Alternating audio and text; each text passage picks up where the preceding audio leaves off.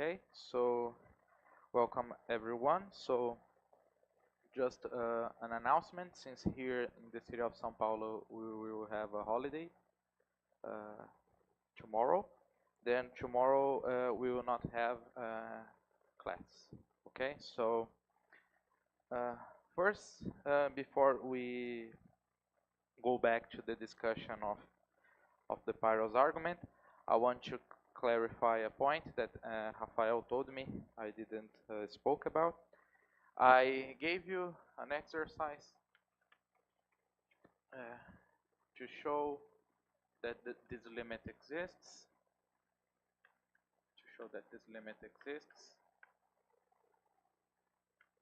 T, okay, where the plus boundary condition, where m lambda n is equal to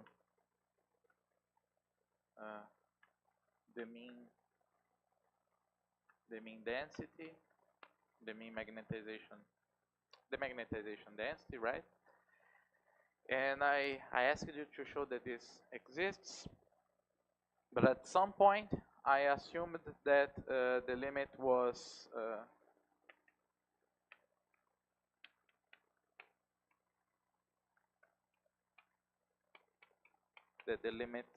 was just expectation of sigma 0 beta t plus, I assumed this when I was talking about the derivative of the pressure, and then some students got confused, and I will show how to make this, to prove this, before we go back to the Pyros argument. So the first thing we need to notice is the following. Remember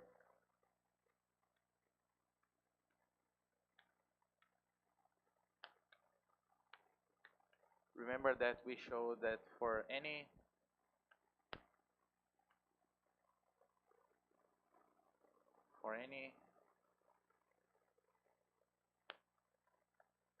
two finite subsets of CD, then we had the following chain of inequalities. So for any this and x inside lambda, we had this lambda prime beta t beta h was actually larger, greater than the expectation value. Oh, sorry. This is the larger one, so I have this one. I have this inequality right here. So with respect to the order given by the inclusion of subsets, then the expectation value was decreasing. So I need here to be prime. Okay? Now I have this prime. So what this implies is that if I take, for instance,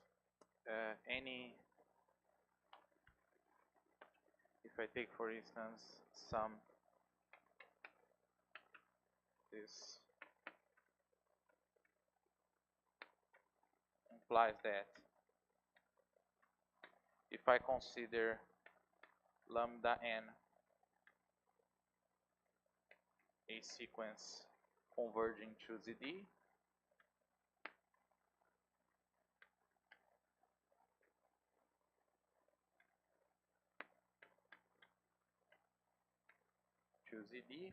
then what I have is that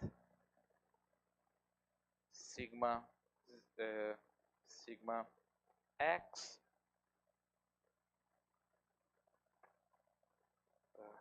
lambda n beta h will be larger than the limit, and we know that the limit always exists using the GKS inequality. So we have this. Okay. Then we we know also that by using, if I sum over all the spins inside lambda n, this inequality will imply that, and if I divide by the size of the set lambda n, this inequality implies that the magnetization density, the expectation of the magnetization density, beta h, is larger than the sum 1 over lambda n, the sum sigma x plus beta h for x inside lambda n. Okay, but remember that we showed that this measure is translation invariant. The expectation will be, since this is translation invariant, the expectation here will always be equal to the expectation of the spin at the site 0, beta h plus. So I'm summing the same thing over all the points in lambda n. Since I am dividing by lambda n, this gives me that this is larger than, because this is equal to sigma 0 plus beta h. Then this implies that the expectation value beta h will be less than the lim inf m lambda n plus lambda n beta h. Okay, this is the first part. For the second part, we do the following. So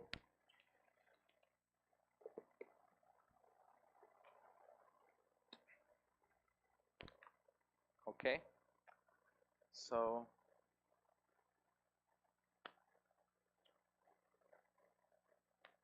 given some lambda n, consider a ball of radius k centered at x. Okay, so this is all the points in ZD such that x minus y, the L1 norm, is less than k, right? And what we do have is the following. So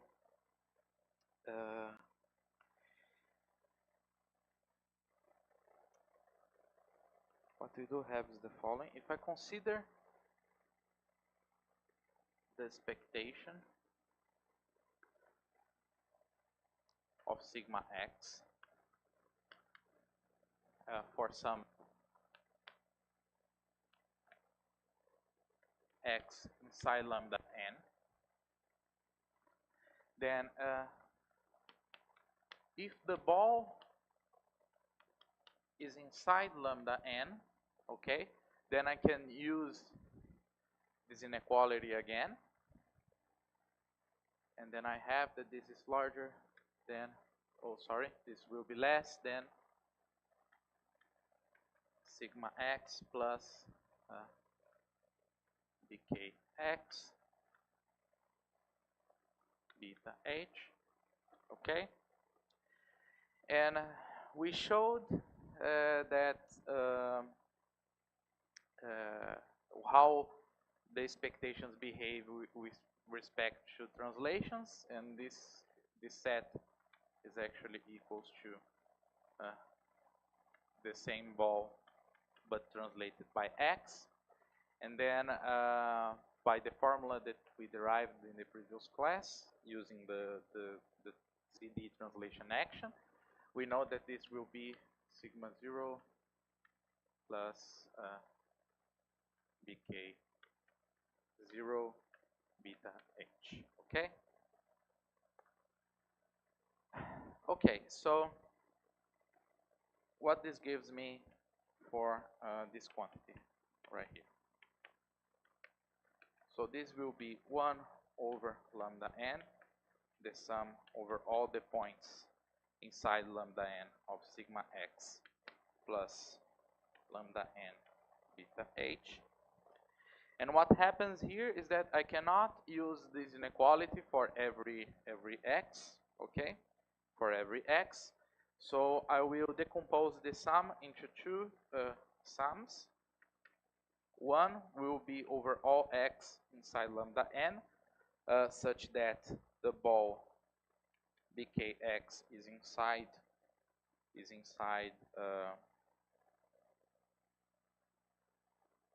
lambda n, and here I can apply the previous inequality plus the other part, the points lambda n where the ball bkx is not contained in lambda n, sigma x plus lambda n beta h. For this part, I can use this inequality, okay, and then this will give me, this will be less than sigma 0 plus beta k 0.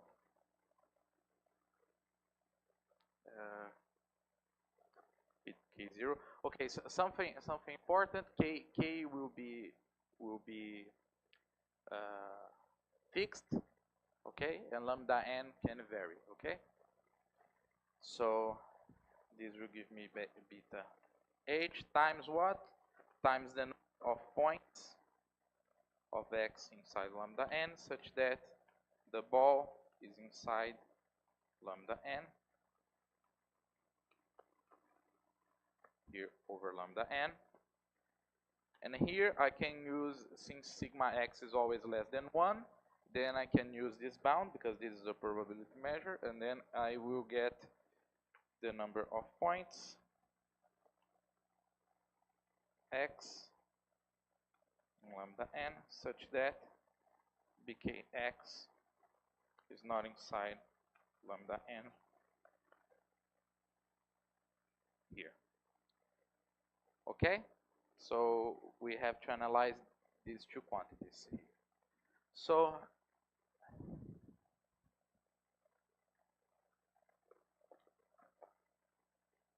the first thing that I want you to notice is that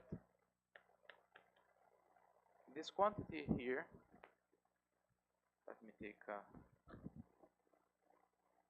colored chalk. So this quantity here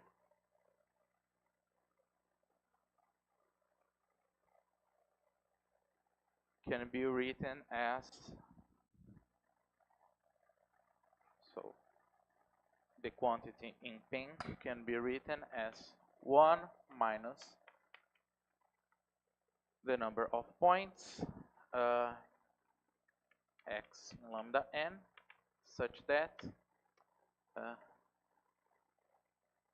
bkx is not contained in lambda n. Lambda n. Okay? First thing. So to finish our proposition, we just need to analyze what happens to this ratio here. So the first thing I want you to notice is that if I have k is fixed, but is also larger than 1, okay? K is fixed, but it's always larger than 1 because 0 is trivial. So what this means is that there is a very special subset here of points that are of points in lambda n that are inside this set, and these are the points in the inner boundary, because at the inner boundary, if you have, this is your lambda n, then you have a point x in your inner boundary. If I take a box, if I take a ball here, then it will reach outside, so the ball is not contained in lambda n. So this means that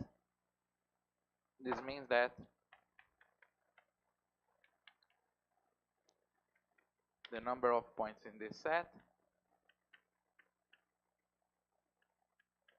in lambda n is always larger than the inner boundary of lambda n. Okay? And another thing that happens is that when this happens, when bk is not contained in lambda n, this means that the distance between this means that there will be some point at the inner boundary inside this ball. So this means that the distance between this point and the inner boundary should be less than the diameter of the ball. So this implies that this set is contained. So this implies that this set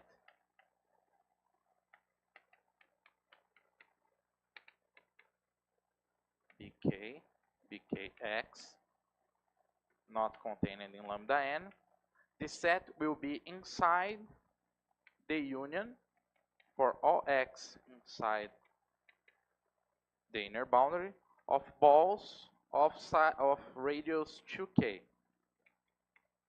Why 2k? Because 2k is the diameter of the ball. Okay? So this inclusion gives me an upper bound to this set right here, and this upper bound is bk x, but bk is always has the same number of points independent of the center. So this will be b2k times the inner boundary of lambda n. So if I divide both sides by lambda n, by the size of lambda n, since the k is fixed, if I take the limit on both sides, this implies, since this lambda n is converging to ZD, this implies that this quantity is going to 0, this quantity is going to 0, because k is fixed. So this one right here is going to 0. So what this means for this chain of inequalities right here, this means that if I take the length sup over n of this side, this will be less than the length sup of this quantity right here, and the length sup of this quantity right here. This quantity, I saw that is going to 0, so this is going to 0, and this was 1 minus something that is going to 0. 1 minus something that's going to 0, so it will go to 1. So the length sup, at the end, the length sup will be less than sigma 0 plus bk0 beta h. But now I don't have, I have this inequality for all k, and then I can take the limit in k. And if I take the limit in k, then I know this goes to sigma 0 plus beta h. I know that this exists. So the lim sup is less than sigma 0, but sigma 0 is less than the lim inf, and this implies that particularly this solves the exercise, right? Because I showed that the limit exists, and the limit is exactly sigma 0 beta h. So, okay. And why this was important? Because then the derivative of the pressure with respect to the field, when it exists, we showed that it needed to be equal to the limit of these things right here. But now we showed that the limit exists, so the derivative should be equal to the expectation value of sigma 0 plus. And also something similar happens to the minus boundary condition case. Okay, there is nothing I can use, for instance, the spin flip symmetry, no, because the h is not 0 here. But we can make a similar argument for the minus boundary condition with some small modifications, and then we reach the same conclusion. Okay, so this implies that that the pressure, the derivative to exist, then sigma 0 would need to be equals, the expectation value of sigma 0 need to be equal both in the plus boundary condition and the minus boundary condition case. So I guess this was missing. So going back to the phase transition case. So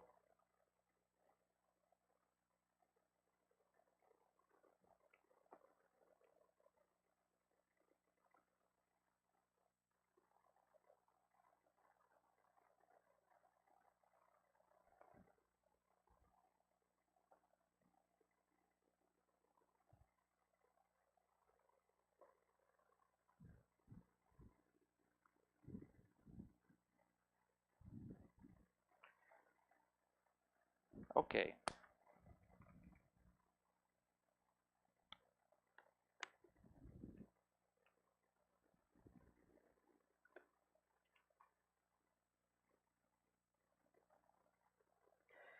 So going back to the phase transition, to the Pyros argument.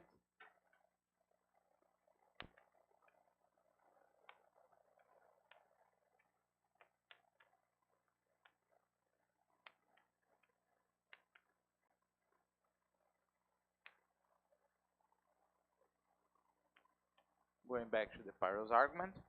So the strategy was to show, the strategy consists in showing, now the case of the, in this case the field is 0. So the strategy was to show that the expectation, the probability of the event of sigma 0 being equal to -1 with respect to the local Gibbs measure with plus boundary condition and lambda finite set. We needed to show that this was uniformly bounded in some regime by, for instance, 1/3. This works. So we needed to show uniformly that this happens, and since this event is local, okay, so this limit will exist when I take a converging sequence to ZD, and then this would imply that the magnetization, so this implies that the expectation of sigma 0 in the thermodynamic limit will be larger than, if I remember correctly, 2/3. Okay, so in particular is strictly positive. So no, 1/3. Okay, so so this would imply that the pressure is not differentiable at that point. And then it shows phase transition in the sense that the first derivative of the pressure doesn't exist, but also shows, let's say, a notion of phase transition that is more or less independent of the pressure. There is that this implies that there will exist two different Gibbs measures in the limit. So you can understand phase transitions also as different limits of local, different thermodynamic limits of local Gibbs measures. So, okay. So what was the strategy? We defined the contours. we define it the contours.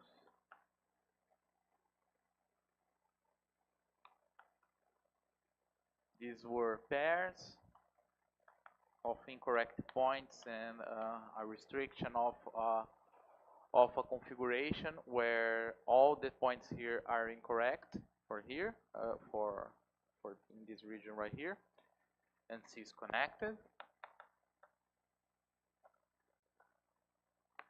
C is connected, and then we showed that lambda beta plus sigma 0 equals -1. This was less than a sum over all the contours that are plus, right? So this means that the inner boundary, so they are external. This means that the sign at the inner boundary is plus, and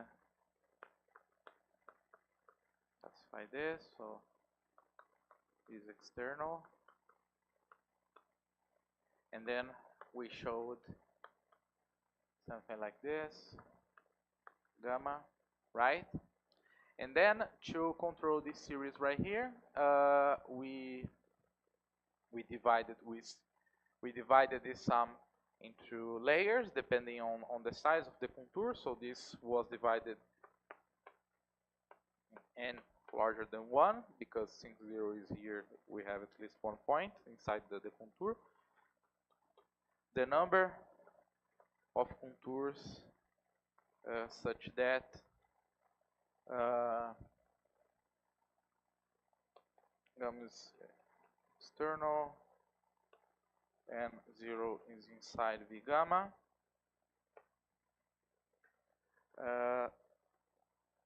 And the size of the support is equals to n times exponential of beta j n.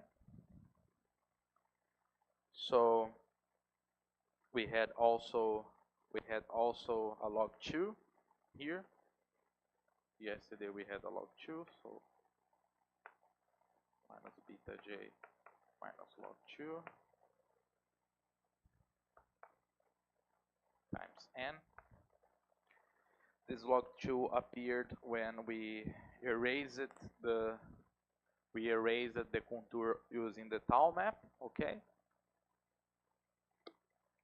And then we assumed that in order to finish this proposition, we assumed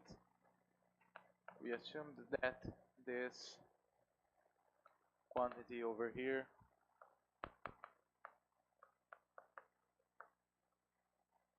is external, 0 is in the gamma, and what else? The size of gamma is equal to n. We assumed that that there exists a C. D was larger than and equal to 2, so there exists a C depending only on D that is positive, such that this quantity was exponentially bounded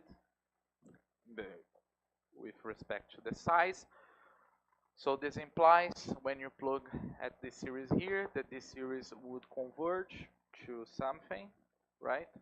So using this, we showed that for beta large, we showed that for beta larger than, I don't quite remember right now, but I think it's log 2 plus C over 2J, right? So let me do the calculation. So this implied when I plugged at this series here, then I have the exponential of minus beta j minus log 2 minus C right here, right? So times n.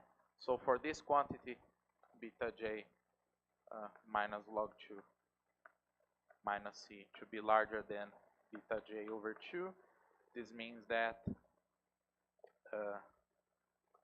beta j over 2 will be larger than log 2 plus c, then this implies that if beta is larger than this series converges, right? And this series converges to exponential of minus beta j over 2, 1 minus exponential of minus beta j over 2, okay? This is just a geometric series. And so now I have a degree, I still have this degree of freedom of the temperature. So if I take beta large, then this implies, since this quantity here is upper bounded by something that goes to 0 when beta goes to infinity, this implies that at some point, this quantity will be less than 1/3, and then the Pyro's argument is proved. So,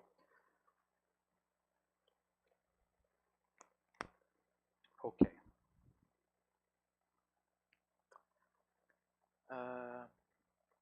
This is more or less a resume of what we did, okay? So, now I want to show, to prove the theorem that we left behind, this theorem over here, that counts the number of contours, okay? All the possibilities. We will prove this. So what we need to do is the following. First, I wanna define C gamma as being a set of all the contours such that there exists a translation where, remember that this is a pair, okay? This is a pair, it has a support and a configuration, so there will be a translation such that gamma, the support of gamma, is equal to the support of gamma plus x. So this set consists of all the contours that are equal, that have the same support, but they only differ by a translation, okay? So using this definition right here, this will imply that the set of all gamma is external,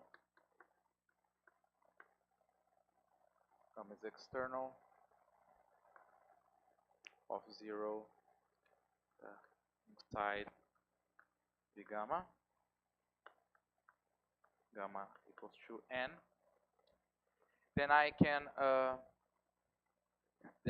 upper bound this by a sum over all the size of these gammas right here, but with the restriction that gamma, over all gammas where gamma is external, and the size is equals to n, and more, 0 is inside the support, okay? 0 is inside the support. So, yeah.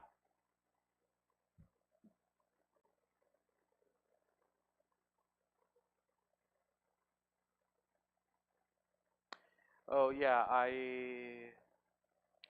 for this quantity right here, I used this because I was asking that essentially that there would be no other contour inside this, containing this one. This appeared during the argument. But of course, for the counting, it doesn't matter, right?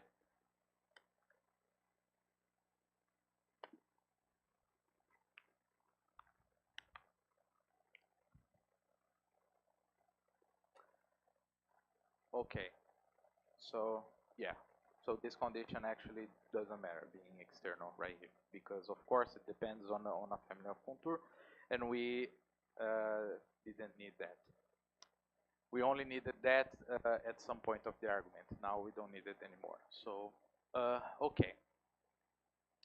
So what happens is that since I already know that 0 is inside V gamma, and I want to change 0 to some other point in the support, this implies that for this set over here, the only translations possible are the points inside V gamma. So this means that this set is less than the gamma such that gamma equals to n, and 0 is inside the support, and now I have the size of V gamma. But okay, I don't know what happens to the size of V gamma, because if you remember, V gamma would be equal to, V gamma is actually equals to some overall gamma such that this is, and 0 is in the support, and then this is the size of the support plus the size of the interior.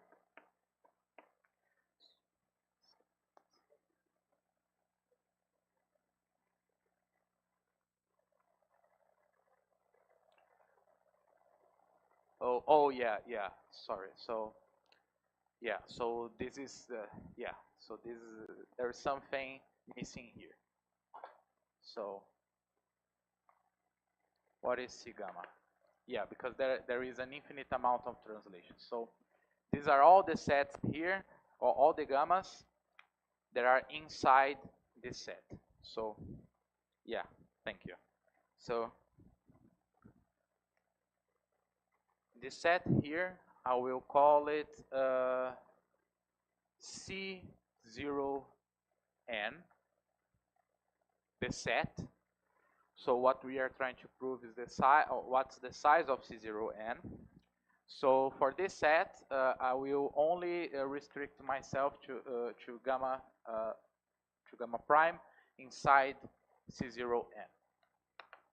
Okay, so I already know that that 0 is inside that, because of course there are infinite amount of translations. So okay, so this quantity I already know what this is. This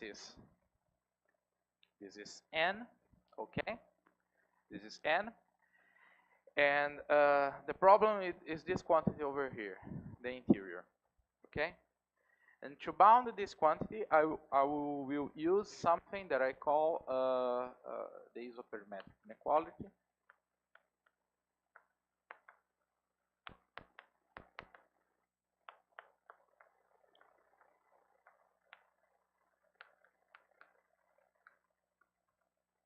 The isoperimetric inequality, and this holds for dimension larger than 2. And it says the following: if I have any finite subset of ZD, then I have that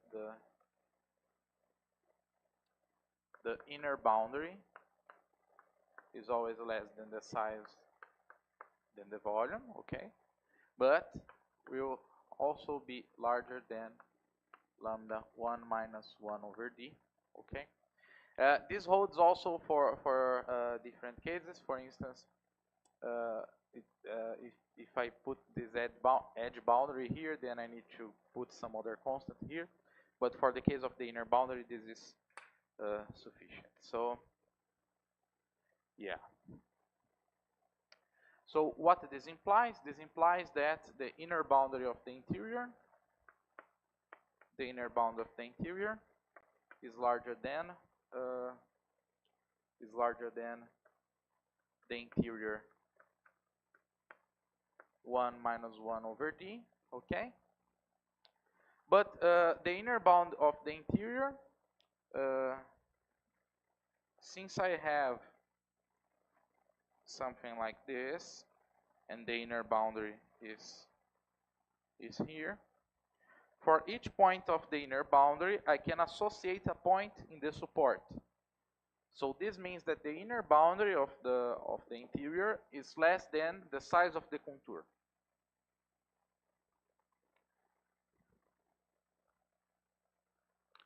So using this inequality right here, this means that the interior will always be less than the size of the contour, 1 plus 1 over d minus 1. Just make the calculation, we'll see that this is the coefficient. And since now we know what the size of the contour is size n, this means that the interior should be less than n to 1 plus 1 over d minus 1.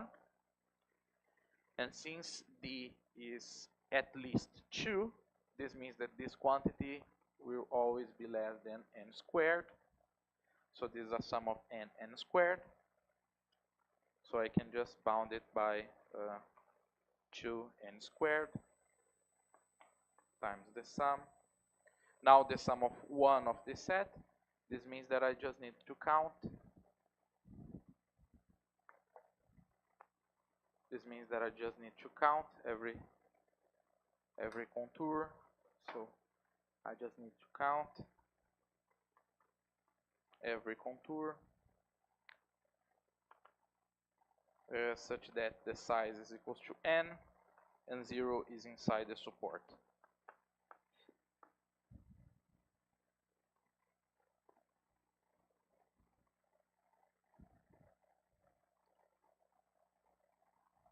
Okay.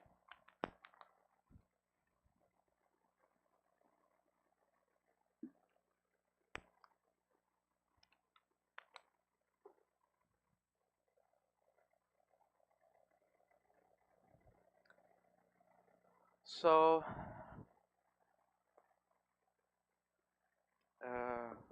how do you count this one?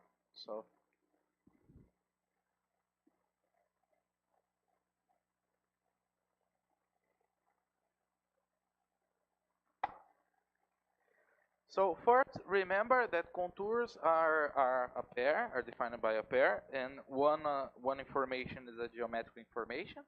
So a contour has the support, so it's a connected, a finite connected subset of ZD. And then the other information is a configuration that is incorrect in that region. So this means that if I change the configuration inside but let the support fix it, I may have different contours, but the geometric part is fixed. So what this implies is that that quantity over there is less than 2n squared times all the possibilities of different configurations that I may have, and we know that this is bounded by 2 to the power the size of the support, since this is the part where the configuration can change, and this is 2 to the power of the size of the support, that we know it's n, times what? And now we just need to count what? Finite subsets of ZD, such that 0 is it's inside them and it is connected. So now I transformed the problem of counting contours into a problem counting only connected subsets of ZD, and this is easier. Oh yeah, exactly. The size must be n. Thank you.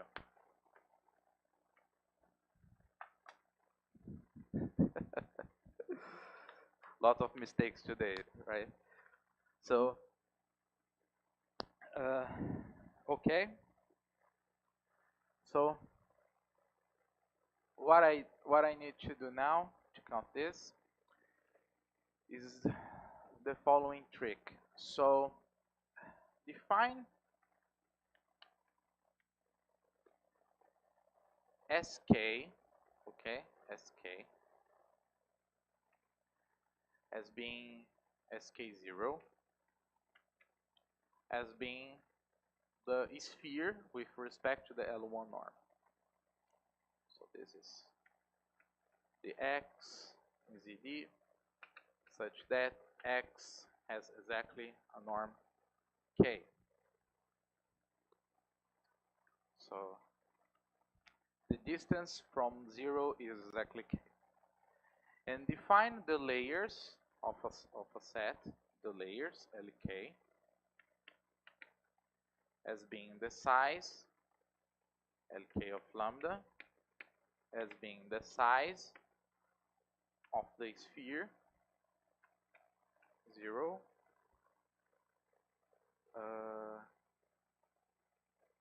here picking lambda. So all the points of lambda that are at distance exactly k from lambda.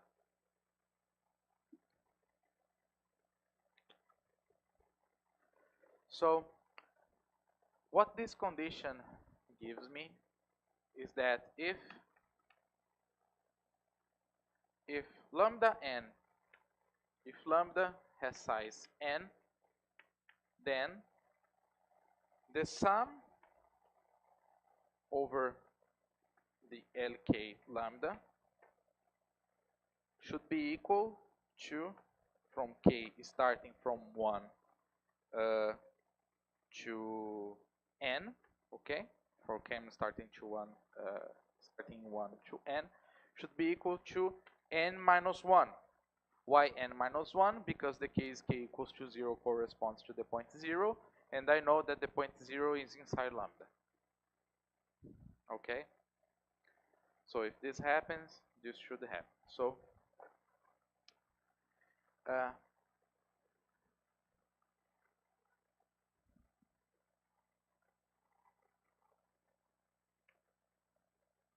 this means that I can break this set over here,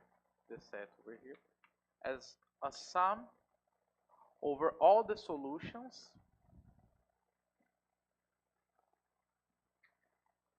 So I'm summing, let me give a name to this set to not confuse you. So let me call the set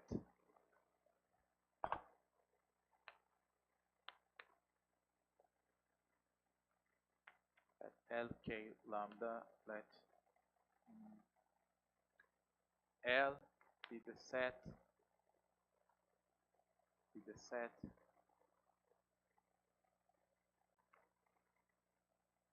of L1, Ln inside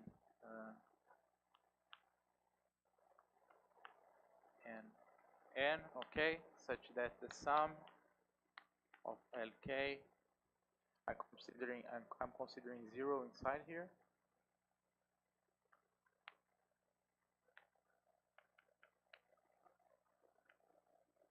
It's exactly n minus 1. Okay, so if I consider this set of all the solutions to this equation, of all the positive solutions to this equation, this means that this quantity over here is equal to the sum over all these numbers, all the solutions to this equation, okay? Such that, okay, the sum over all the solutions, and then I count every finite subset of ZD such that 0 is inside lambda, lambda is connected,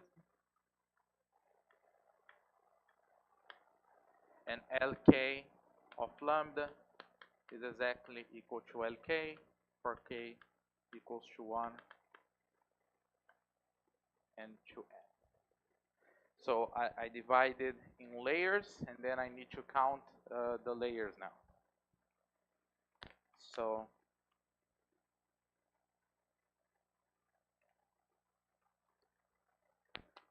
okay.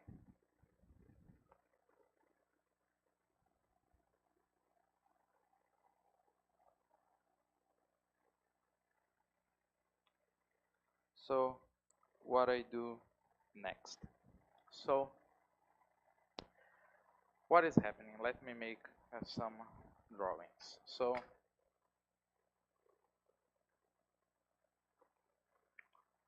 consider this set. Let's say something like this. This set has some holes, okay, and let's say 0 is over here at the support, okay. So what is happening? I'm with the layers LK. I'm just counting the points that intersect the orange balls, the balls in the L1 norm, okay.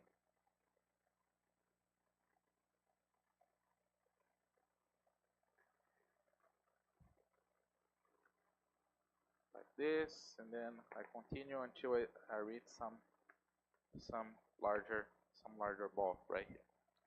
So what is happening is the following. So given a layer, for instance, the last layer, let's say, the last layer, this means, given the last layer, I cannot choose any point here in the last layer to create a set that is connected. So, okay, the strategy will be we will count the possibilities using the layers. So the problem is the following. I can, for instance, since I know exactly what's the number of points in each layer, I could think that, okay, now I choose in every layer LK points, and this is my bound. But this is problematic because the set that you can have doing this procedure, this choice, may be not connected. So you have to use the fact that it is connected. So given the last layer, so this is the last layer, let's say Lj, because maybe the set doesn't have any layers, okay? Then this means that I can only choose the points in this layer that are connected in some way to a point in the last layer. So I can only choose, for instance, if I take this is the last layer and this is the previous layer, okay? I cannot choose for this layer this point over here. This point over here. Why? Because there is no point in the other layer, in the previous layer, that is connected to this one. So I can only choose a point, a point in the previous layer if it is connected to a point in the next layer that is connected to a point in a previous layer. So this means that I can only choose the points I can choose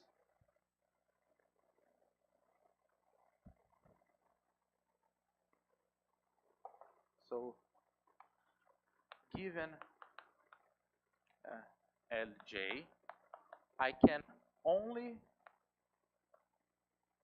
choose Lj points inside the set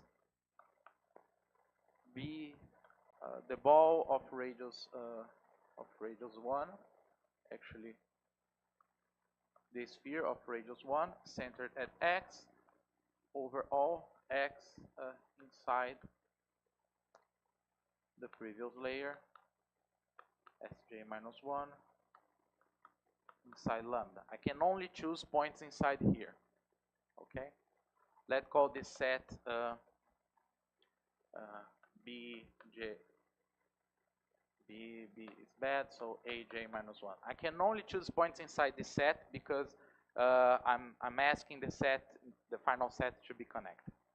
So this means that given Lj, the possibilities, the choices for Lj, the choices for Lj points are bounded by the size of this set, Aj minus 1, and then I choose, then I can choose the Lj points here. But this is less than 2 times the size of Aj. But what is the size of Aj? The size of Aj is at most the size of the sphere that has 2D points times this set right here. But this set is exactly Lj minus 1. So this means that the choice for Lj points is less than 2D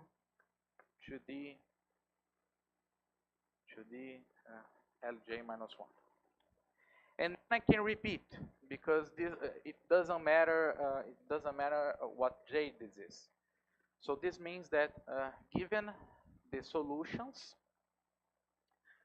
the number of choices will be less than the product of k equals 1 to n of 2 to d ln lk, okay, minus 1. So there is no problem that some layers will give you 0, because then this bound is just 1. So we just take the bound 1. And since we are summing this quantity here over the set of these solutions, this means that this product is just 2d times is less than 2d times n, because this is just the sum of the LKs. The sums are n minus 1, okay? So this will give me this upper bound. But then I need to count the number of solutions that I have for this set over here. So this gives me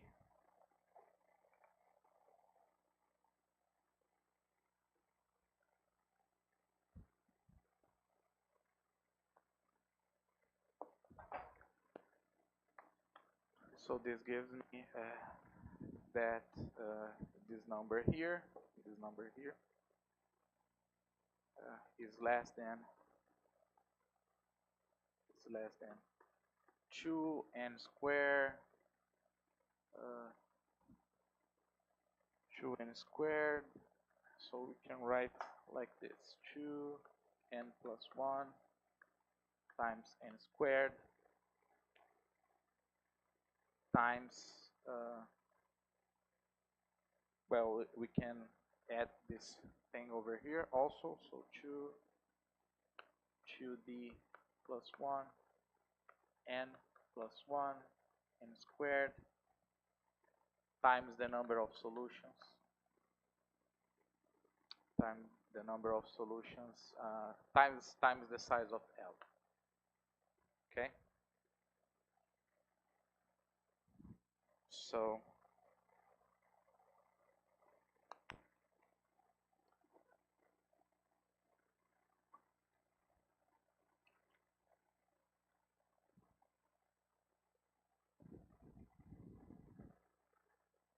the solution of L.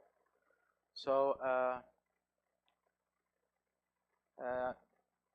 this number of solutions here, this number is just by an application of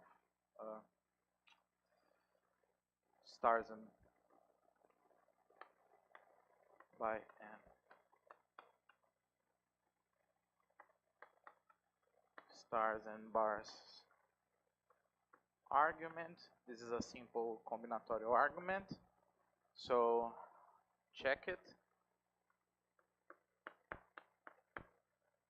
I have that this. I know exactly what this is. This will be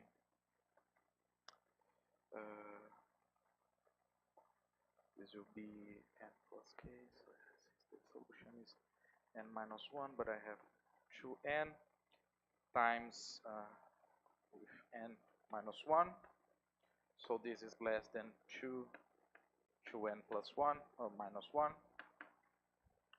and plugging this here, this will give us, this quantity is less than n squared, 2d plus 3 and n, right? N squared. So if I, well, of course, n squared is less than 2 to the power n, so in some regime. So actually, what we'll do is another thing. So pick n squared. So then we can write this as exponentials, right? So this will be less than the exponential of log 2 times 2d plus 3. Let me put a plus 2 and then I can solve the problem. So this is the constant C1. So as you can see, is a pretty huge constant. Okay, and this finishes the part of the Parallels argument. So a few comments that I want to make is that so okay, we can define the phase transition as a non-differentiability of the pressure at that point. So we showed that this happens at some beta. So since if that series that I showed you converges, then this shows that the magnetization is positive. So the pressure is not differentiable at that point for some beta. Then we can define the critical point.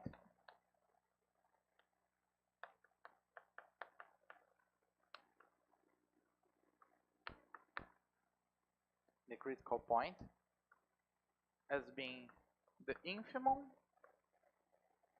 over all the betas such that the magnetization is strictly positive. Okay? And what this shows,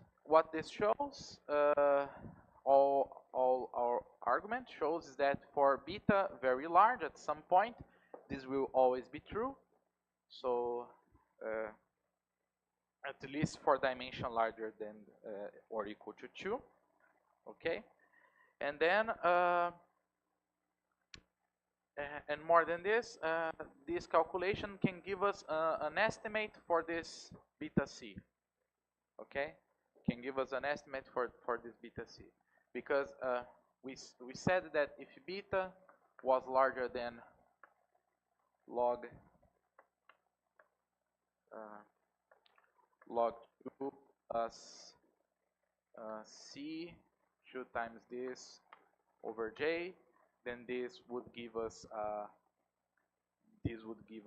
that series converges, and so this means that for this region this happens. So beta c should be less than this.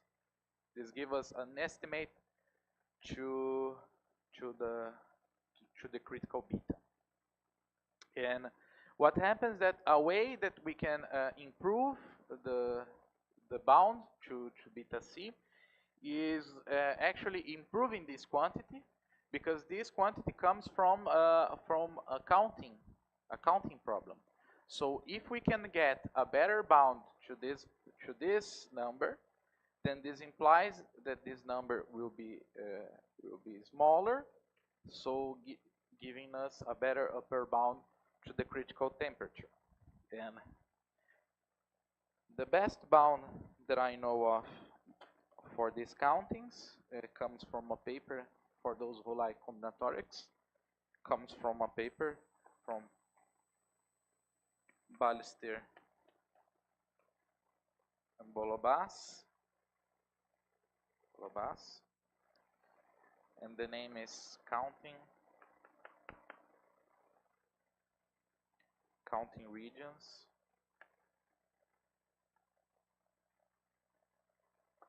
with bounded surface area.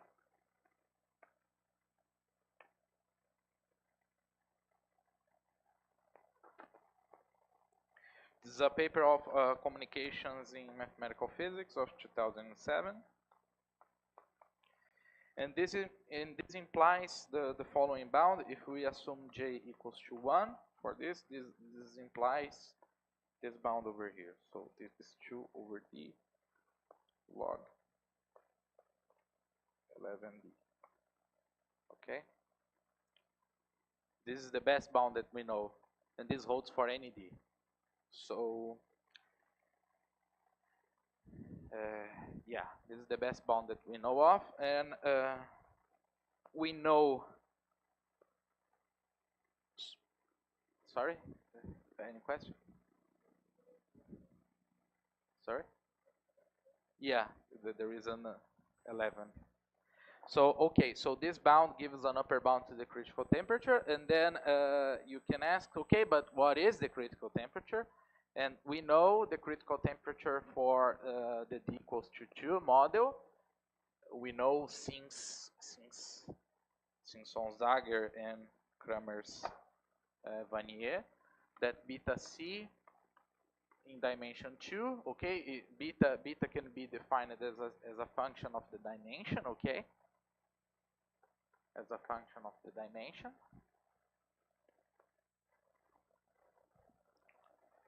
So we know the actual value, and the value is 1 over 2 log 1 plus square root of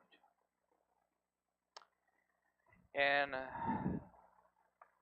beta C3, what is? We don't know. So this is a good bound. I don't know of any other better bound to this. So if you know, can tell me, send me an email. And another thing that is interesting about this problem is that you see, for this definition right here, I know that I'm just asking for the infimum of betas where the magnetization is positive, because this is enough to show the non-differentiability of the pressure, and this is enough to show that there is more than one Gibbs measure. But I could also define another critical temperature, beta star C, meaning is the infimum of betas such that the previous series converges. The series converges. So since for any beta where the series converges, this implies that the magnetization is positive. This means that beta c is less than or equal to beta c squared. Oh, sorry, beta c star. So then you can also ask if it is true that these two are equal. You can ask that. And again, this is another open problem. And some people, some very important people in the area say that that maybe not true. And if you want to know more about this problem, you can check the paper by Ising, Lebowitz, and Brickman. I mixed the order of the names. It should be in alphabetical order, but the paper is called percolation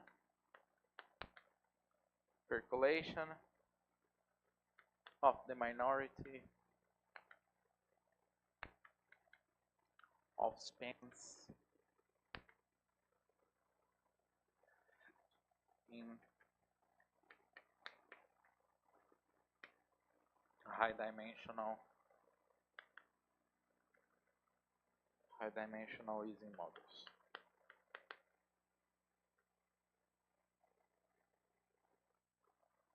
Oh, sorry, no brackets. So it is a paper of the Journal of Statistical Physics, 1987. So if you want to know more about this problem of the relation of these two critical temperatures, you can take a look at their discussion. This is a good source. And also check Google Scholar to see the citing articles, the articles that cited this paper. Okay, so yeah. Now, the relations with the pressure, the relation of the Gibbs measure with the pressure, we use them and we ask that the system to be translation invariant. So we also said, after the construction of the pressure, that every time that you add to the Hamiltonian some part that's the case. So if I add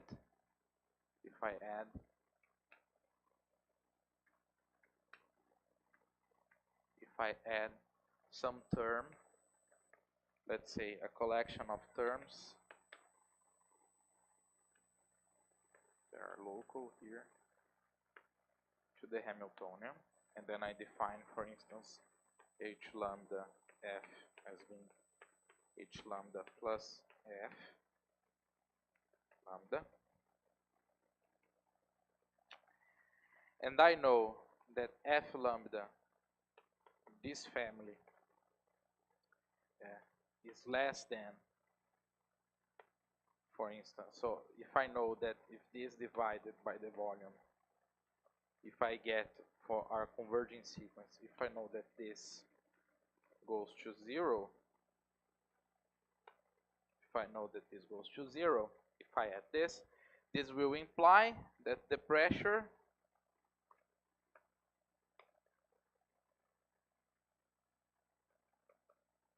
for HF will be equal to the pressure for the family H lambda. So what this implies is that you could think that somehow for some family of functions that I'm modifying my Hamiltonian, that the picture of the Gibbs state for this Hamiltonian will be the same as the picture of this of the system with this Hamiltonian. But this turns out to be false, and this was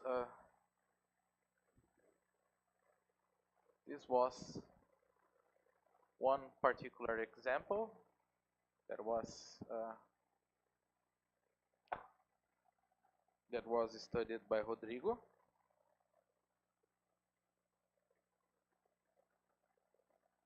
Let me just take the paper. So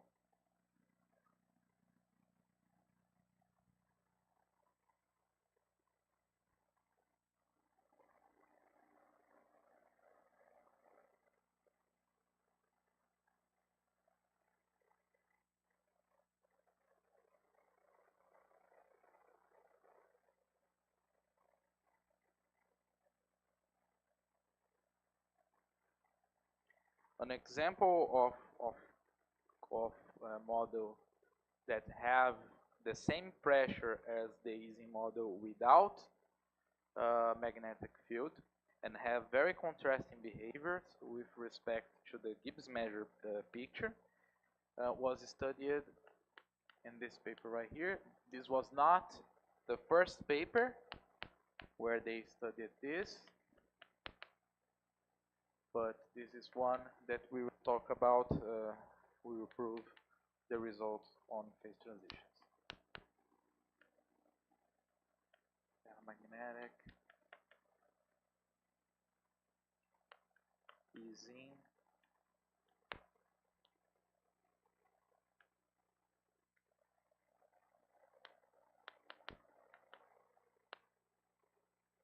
with spatially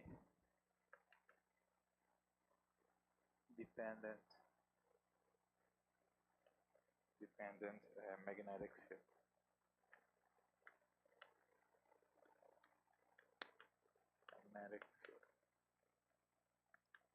This is also is a paper by Rodrigo Pissacco,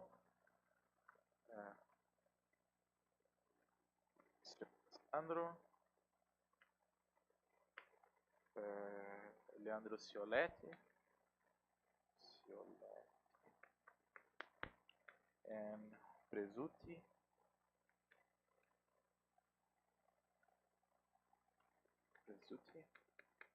This is a paper on communications of mathematical physics in 2015. And what they did is that they chose a family of modification of the Hamiltonian given by a spatially dependent magnetic field. So the field was something, the F's, the modifications, were given by the sum of H star over X for X psi lambda n, X different from 0, to some power delta, where delta is positive. Okay, they studied this problem over here.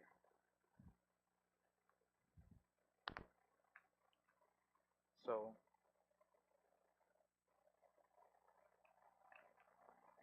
what they managed to show, what you can indeed show, and we will show here, is the following: that F lambda, this modification is a function, so it depends on the configuration. So I have sigma x here, and also H star is a positive constant.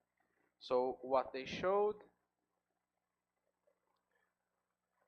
and we will show here also, is that you can see that F sigma will be less than some constant times the size of lambda 1 minus delta over d, okay? And basically this quantity over here implies something very interesting, and they indeed showed that if delta is less than 1, so there are at least two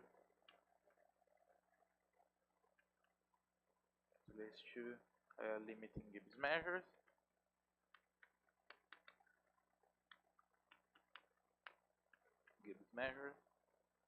So this implies phase transition in that sense. And they showed also that if delta is larger than 1, then there is no phase transition.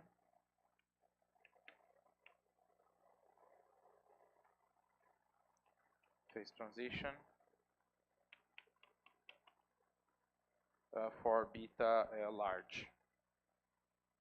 They showed this. By general arguments that we will not talk about, we know that for at least for any spin system that is defined on where the state space is compact, so you can restrict yourself to finite state spaces in our discussion right here. We know that for any spin system, if beta is very small, there is a general theorem that guarantees a unique limiting Gibbs measure. This theorem is in Georg's book, so if you want to check, you can see his result. So what this result showed is that for beta large you have uniqueness, for beta small you have uniqueness also, and it took another some years where some more years, and then um, Ciolet and Villa solved the problem and showed that that uniqueness actually hold for any beta.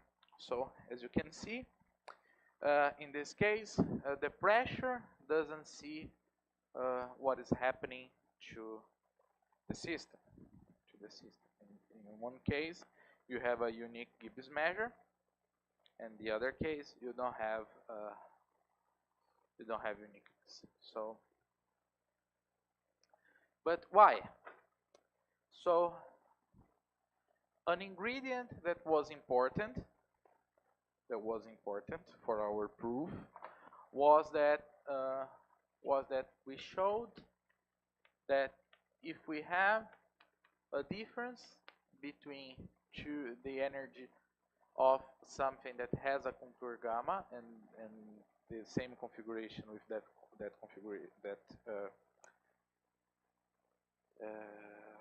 that contour erased, we showed that this was larger than beta j times gamma.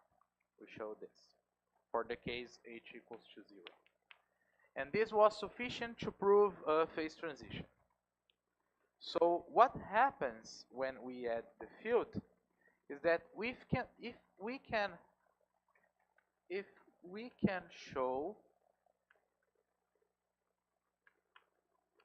that H sigma tau, the Hamiltonians with the modification by the field, by the decaying field, okay?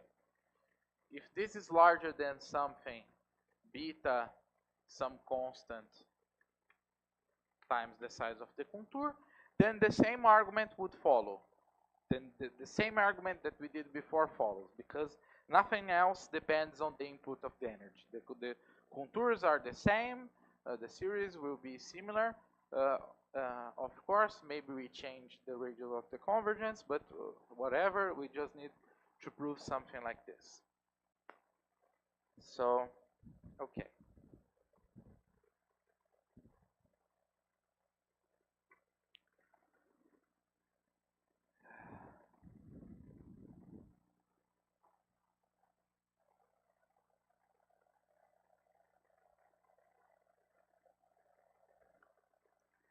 So, what happens to the difference, to this difference, when f is like this and we erase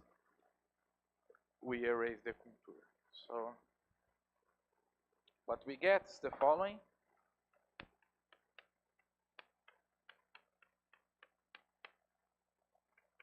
This is just the sum over h star x delta for x inside lambda that's not 0. Okay? And then we have tau x minus sigma x. Okay? Because notice that since the modification of the Hamiltonian is something linear, we are just adding some term. So this means that we already know that this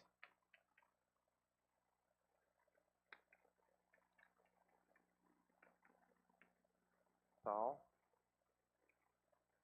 plus f lambda sigma minus f lambda tau is less than beta, it's larger than beta j, the size of the contour, plus this difference. So we just need to analyze that difference.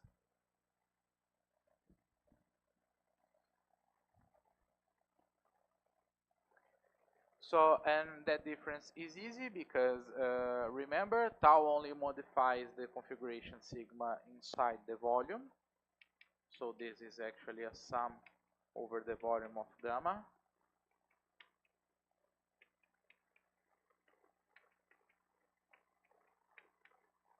delta, and now I have tau x minus sigma x. Okay, and then we can also divide this depending on where x is. So if x is inside the interior,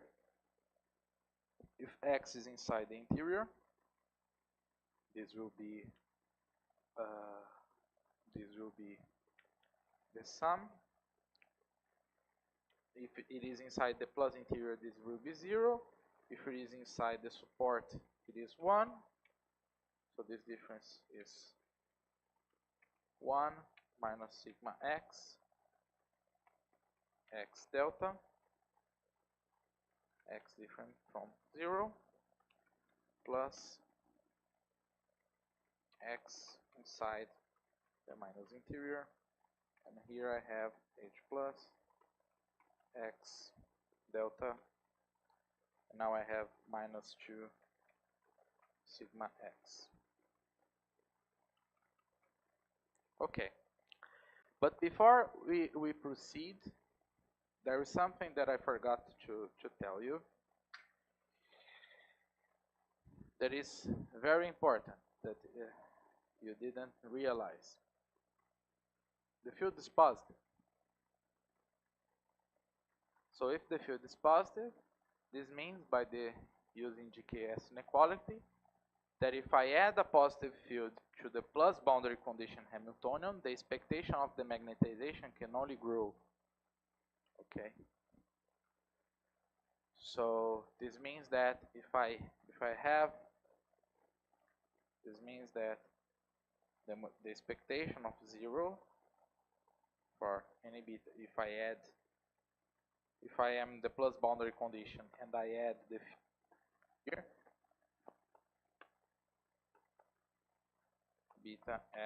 beta 0 with the field 0. So this will be true. So every time this is positive, this will imply that this quantity here is positive. And then we could say, okay, but now, so this implies phase transition, and it's okay. So, but then I call your attention to a very important fact, is that we only did the Poirot's argument through the plus measure because there is a spin flip symmetry with the minus boundary condition. So for this case, we know that this is actually equals to minus sigma 0 lambda beta 0 plus.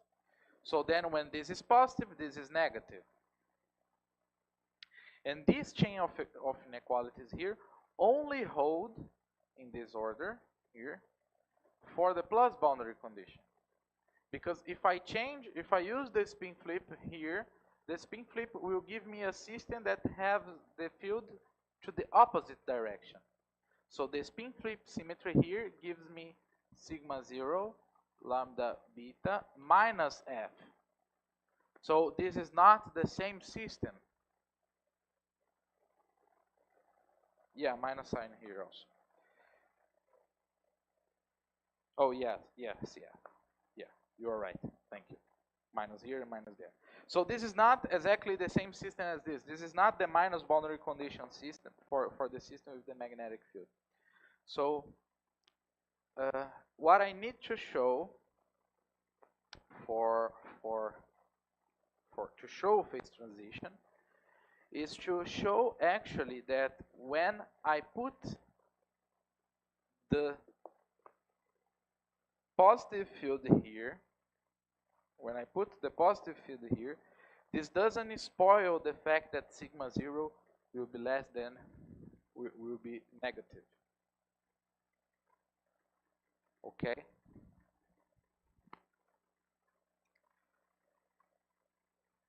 Any questions? So what this means is that I cannot make the Poirot's argument for the plus boundary condition, but I should make the Poirot's argument for the minus boundary condition. But all the definitions of contours, the definitions of incorrect points, all the definitions work. So what happens is that the conclusions that I gave you for the minus boundary condition will hold, okay? Will hold, and will also hold. So what this means is that I need to check basically the same thing. I should check the same thing over here, but with the minus boundary condition Hamiltonian here.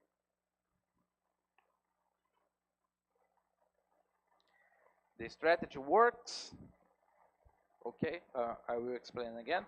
The strategy is similar with the minus boundary condition. I cannot do it in the plus boundary condition, because if I do it in the plus boundary condition, the result is trivial. So I need to do it in the minus boundary condition. But a similar strategy is sufficient. So going back to the difference.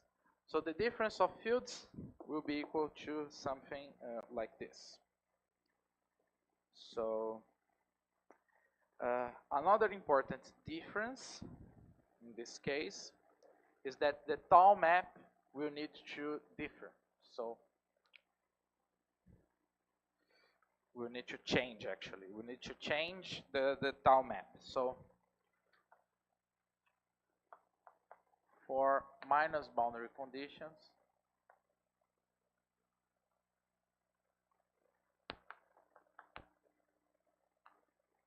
and minus contours, so and for contours gamma with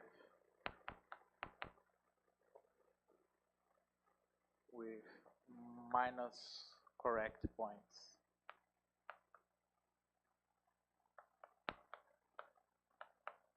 At the inner boundary of their volume. So these are minus contours.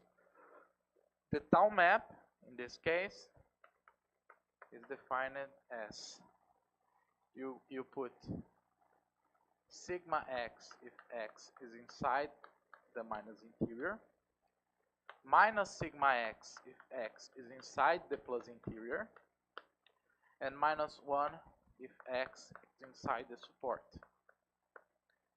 There is a missing region, and the region that is missing is outside the contour that we'll also fix.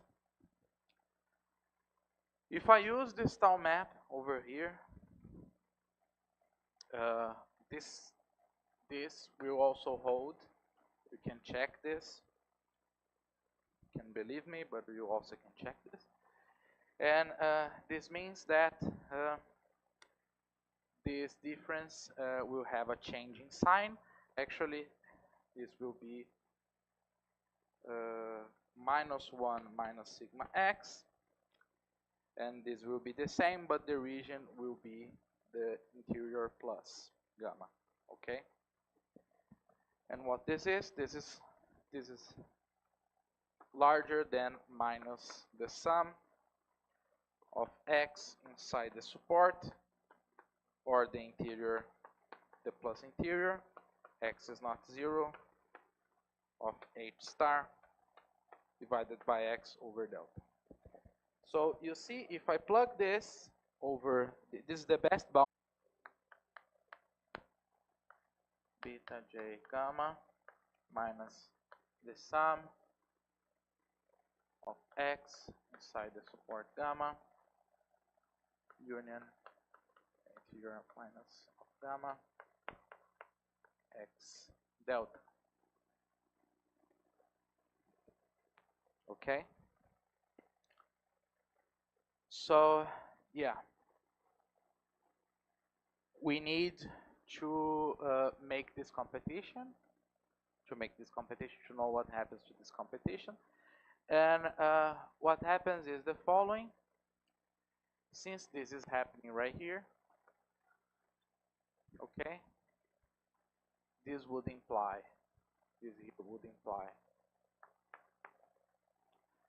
uh, this would imply that I have beta j gamma minus some constant times gamma, 1 minus delta over d. But remember, if delta is always positive, so this term always loses. This is less than 1. This is a quantity that's less than 1. It always loses to gamma. But I will also have a competing term that depends. Here there is a h star, there is h star here, and then I have minus interior 1 minus delta over d. Okay? And there is a problem because now there is a competition. There is a competition between what happens to gamma and what happens to the interior of gamma. And by using the isoperimetric inequality, I know that this quantity over here, 1 minus delta d, will be less than gamma d minus delta d minus 1. If I can show, I know this by the isoperimetric inequality.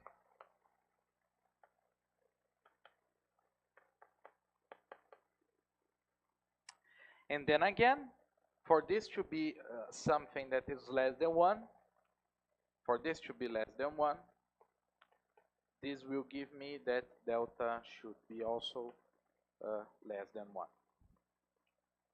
Oh, sorry, delta should be larger than 1.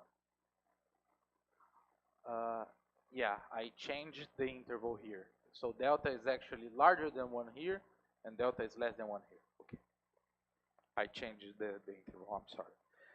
So for this to be less than 1, then delta should be larger than 1. And then I can have a proper competition. But if delta is equals to 1, then this is exactly 1, and there will be some competition between the ferromagnetic term, the energy term, and the term with respect to the field. And then you need to analyze the cases. So what I need to prove, so what's remaining for me to prove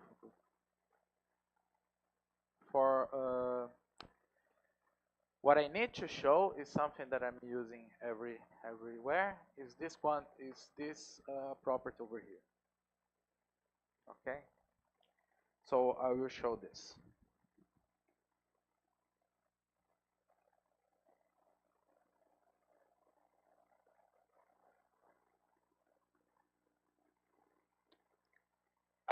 So in order to show this,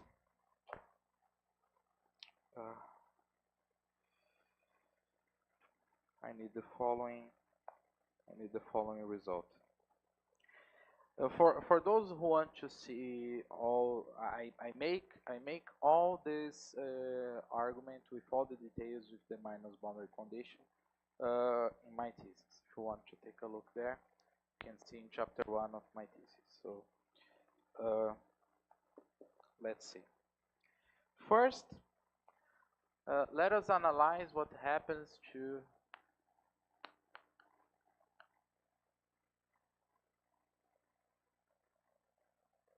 the sum of h star x delta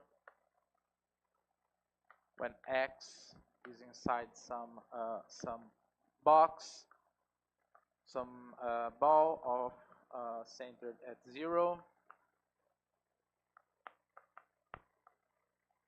and with radius r. So what happens in this case? This case is easy because I can break this ball exactly in 2 layers, and this will give me h star s by using the same notation SR0, the size, and then I get, oh sorry, this will be k. I will just sum over k starting in 1 and going to r. And then since this is constant on the layers, this will be just k to the delta. And then what I need here is, I will give you as an exercise. If you can, this is actually a hard exercise, so if you can't do it, just ask me, I will send you the proof. So this is hard, you don't need to make it. So actually it's just combinatorics, but if you can't do it, just ask me, okay? So Sk, there exists two constants depending on the dimension, positive, such that Sk0 is less than the bigger constant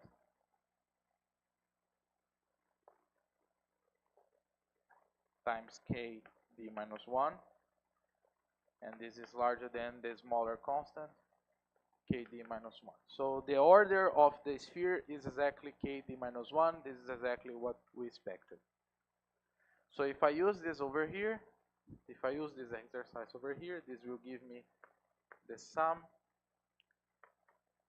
of r here, and then I have 1 over k, then I have e, and I have delta minus, I have k d minus 1 minus delta. Okay? And then by using a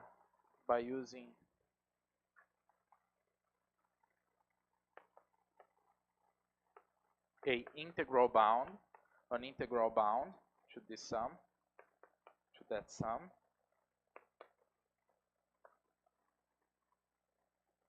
what I get is that this quantity here will be less than h star. I have this over d, then I have r to the power d minus delta.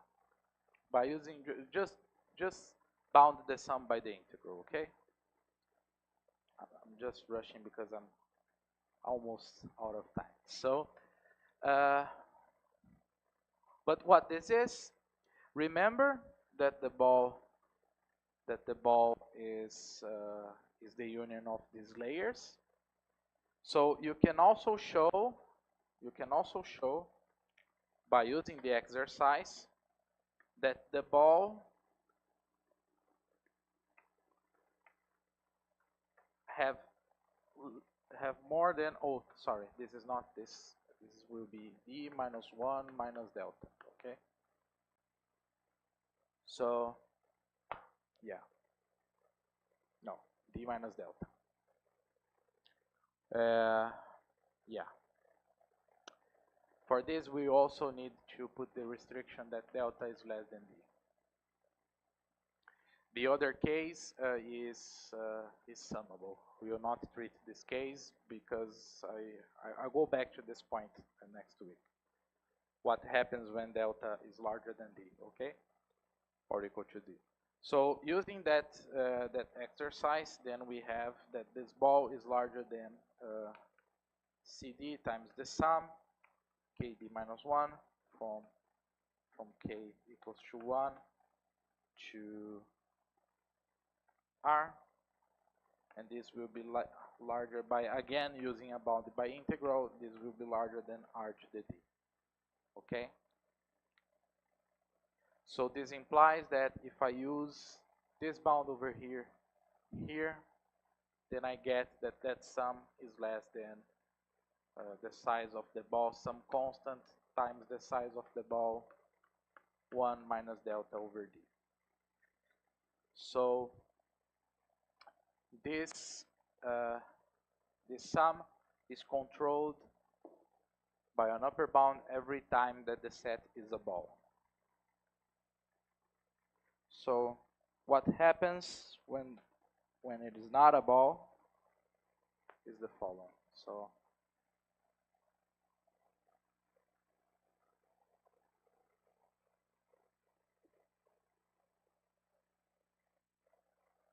now consider consider some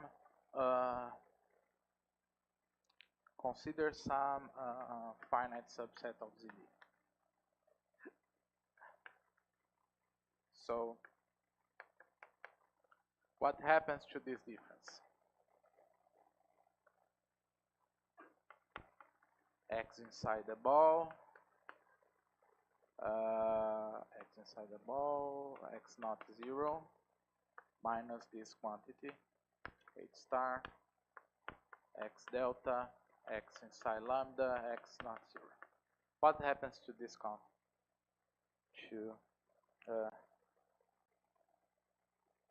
what happens to this quantity over here? So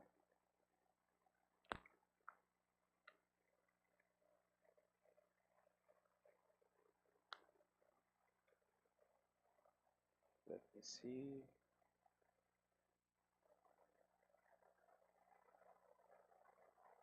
Okay. So I guess it's better if we start and then we continue we stop here and then we continue from that point the next class. Opa, pode cortar.